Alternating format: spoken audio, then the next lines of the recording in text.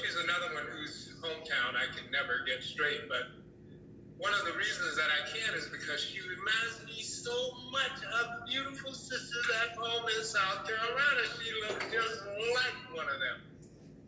And she may not know it. I think she's traveled around the Savannah area, though, and probably has seen. She's probably seen some. But this poet is from Boston, and she is known as Blaksis. Greetings. Let me see if I'm still on mute here. Greetings. I am Blaksis. I'm definitely from Boston, Felton. My dad is from Beaufort, South Carolina, so that's why you feel that. Well, no wonder you got that face. Yes. All right, so I'm going to just hop right on in. The first poem I'm going to do is called Imaginary Freedom. I'm standing up here because I can't do poetry sitting down. I just can't, especially not in this time.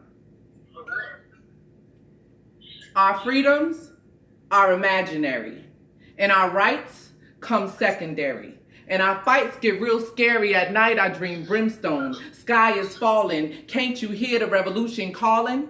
While I sit stalling in my brownstone thinking shit's alright cause the dictatorship is so tight and sublime. We think this freedom makes us shine, but it's just blood glistening on teeth in the light of the moon. I mean, if you ain't listening to what's not being said, niggas, you're doomed. And please, God, forgive us. We know not what we do. And burn, fire, burn on the idle bitches that do. Who knew it would come to this? I'm talking lies so real you can clench them with your fist.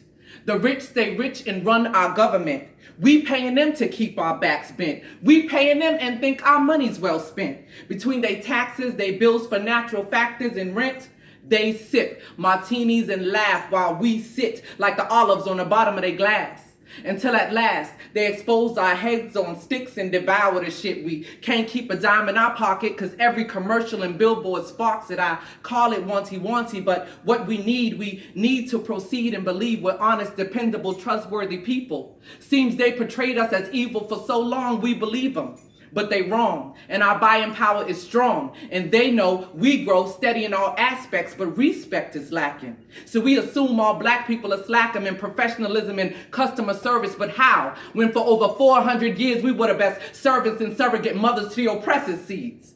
But if they keep us fooled by what's on TV, we will never see the power in we see clearly while they rehearse scripts for the debate and we know it's all fake. And in the end, it don't matter which side you take. Because there is no lesser evil in a system that enslaves people through mind fucking. Sucking our souls through every sense and orifice. Overstimulating us which leads us to nonsense. Till we're numb and sick. Till we're blind, deaf, and dumb to their tricks. When will we represent? Not in little cells that conglomerate, but cells united as an organism that operates, as the Most High through nature mandates, and start putting our fates in the hands of these shady candidates, because they do not represent us. They do not represent us. They repress and misrepresent us, drawing us farther away from the one who sent us. There should be no delay in us. We should stop playing victims and align with omnipotence, cause sinners we are. But that don't stop the glory. So I use this poet trip hop to summarize the story. Our freedoms are imaginary, and our rights come secondary. And our fights get real scary. At night I dream brimstone. Sky is falling. Can't you hear the motherland calling? She's bawling out in labor pains. Now Abel's trying to strangle Cain, but the fact remains they brothers. Beefing in the womb of one mother. Oh, one don't think it's room for the other. Oh, how low will these motherfuckers go? Most High save them. Most High wake them. Most High take us home. Because our freedoms are imaginary. And our rights come secondary. And our fights get real scary. At night I dream brimstone. The sky is falling. Ashe. That's my first poem. So, give thanks. The next poem that I'm going to do is called I Manifest. Y'all gonna have to excuse my energy. I've been in the house, so I'm super hyped up right now. So just, this is the way I relieve my stress. This is my therapy. So let me just do it and, I'm gonna just do it. Okay. Today, I feel the magic as if anything I think about can be manifested. And I have many things that I want to bring from the spirit world into this earthly realm. And one of the first things I want to manifest is protection. I manifest protection of African and African American people who are being slaughtered in record numbers by those who claim to serve and protect. But blacks get tased, black eyes, and broken necks. While wheezing we can't breathe, our rights get severed at the knees. And I manifest the next time that an officer friendly attempts to use excessive force, that his gun jams and his cardiac arrests in his chest before his bullets rip into the chest of a naked black man on his knees with his hands reaching out for help. And I manifest that your wife does not get health care benefits when you're arrested for murder. I manifest that she has to endure the welfare line of shame you sentence your victims' children to. A fatherless life, a motherless life, a sister, brother, cousinless life. This ain't a game. I manifest the revelation of all the ancient knowledge that you've stolen from us. I manifest that it's revealed in our dreams, day and night, our secrets that you have hidden. May our ancestors whisper them back into our ears through Oya skirts. May we find our way back to our balance in tune with our earth. And I manifest justice against all those who got away with rapes, lynchings, and ungodly acts against a people who never asked to be here. A people you brought in chains and kept in handcuffs. Enough is enough. And I will no longer march for your justice because it was never made for us. And I will no longer sit in your pews at your churches. Your salvation was never made for us. And we knew better. But you demonized our culture, beat our language out our backs, forsook and took our traditions from us. And then came seeking our elders for herbs when Billy got pertussis. I manifest a revelation. Let me just breathe right here. I manifest peace, peace for this planet, peace for Mother Earth who is being raped and plundered by her children. I pray that Mother Earth can find peace in this poem, even as the mutiny persists against her. And I did not mean to write, but these words which chose to come, they write me and rightfully, because I had to use my energy to manifest equality and all and always will be an everlasting destiny for me and all my Akebelanians to use all of our weaponry, unseen and seen, to fight back no more peace and complacency until we are liberated and completely free. Ashe, Ashe, Ashe-o.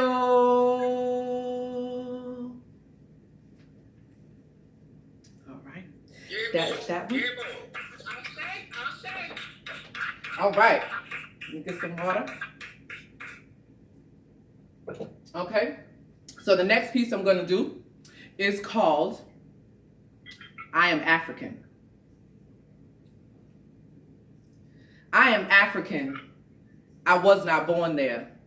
Yet it is these Africanisms that draw me to big earrings and powerful hair, gyrations to rhythm and words through stare. I am African. I was not born there. But it is these Africanisms that draw me to okra and rice, constellations, bonfires, and elders' advice. I am African. I was not born there.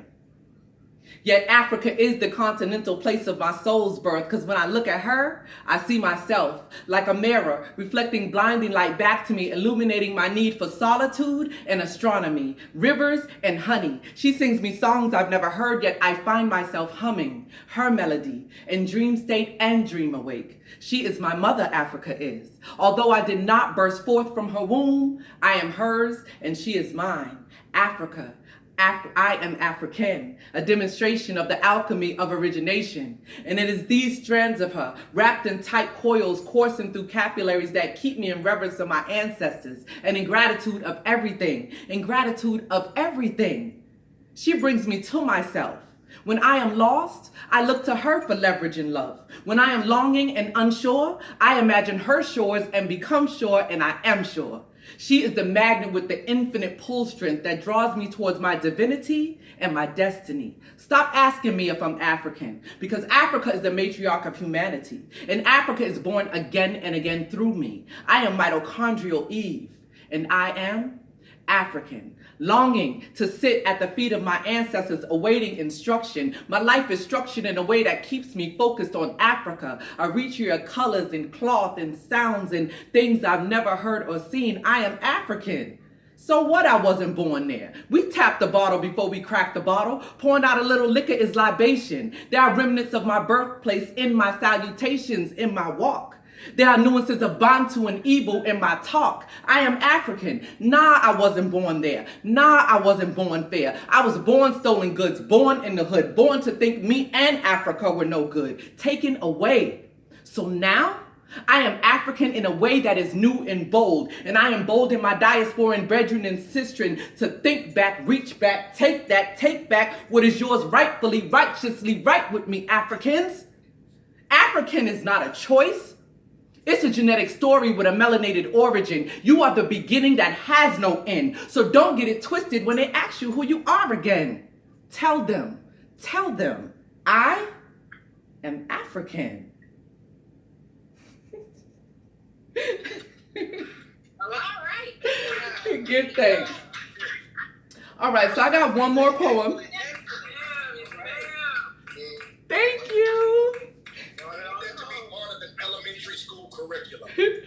So I got one more poem for you guys, and I dedicate this poem to George Floyd and to every black man that has to walk around with the anxiety. He's my warrior, my soldier, my go-getter. He's my provider, my survivor, my breadwinner. He's my inspiration, my admiration. The first one that made me come from just using my concentration. He bout black as the night and tall as a tree.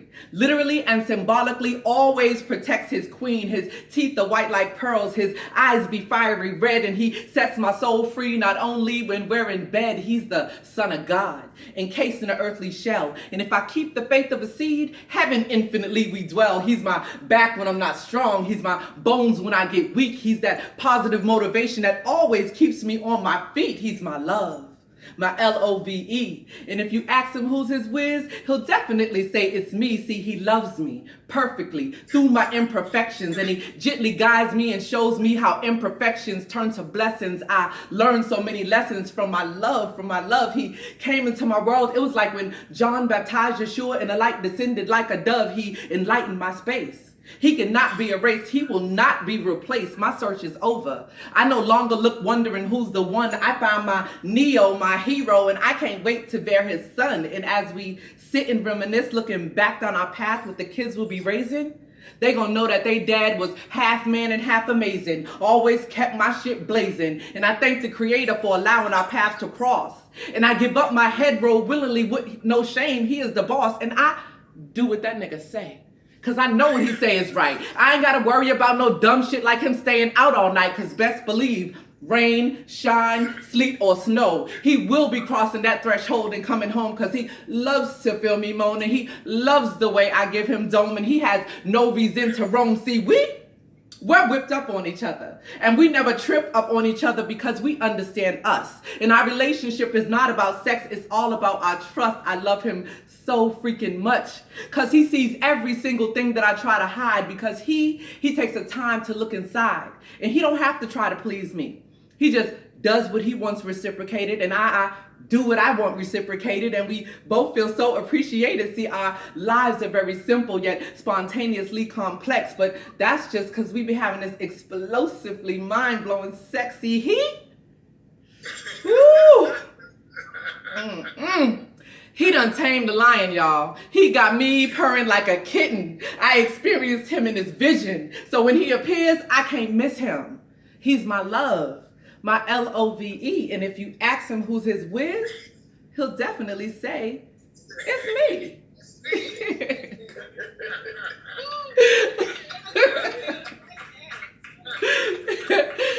Thank y'all.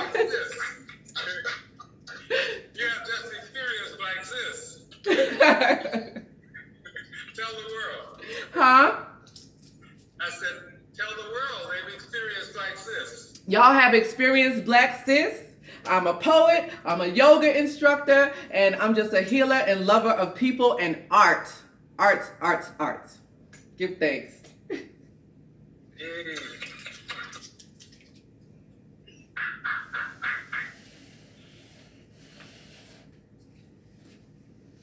Ball. I said 8 Ball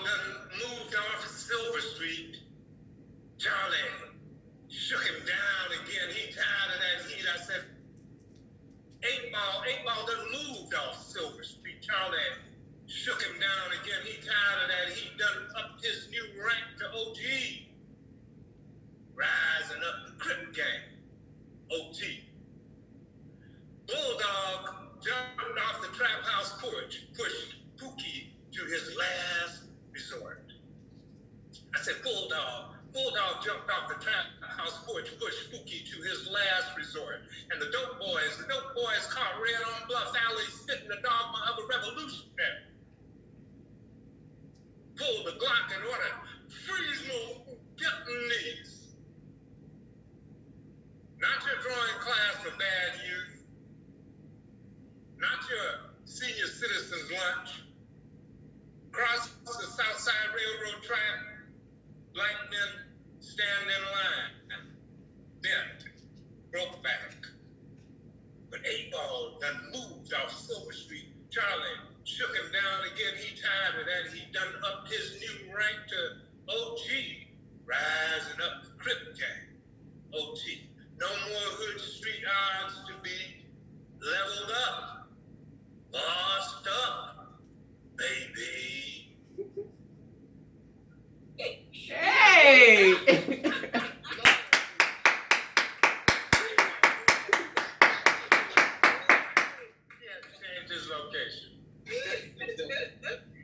This was so awesome. I really enjoyed this. Thank you. Thank you. Yes.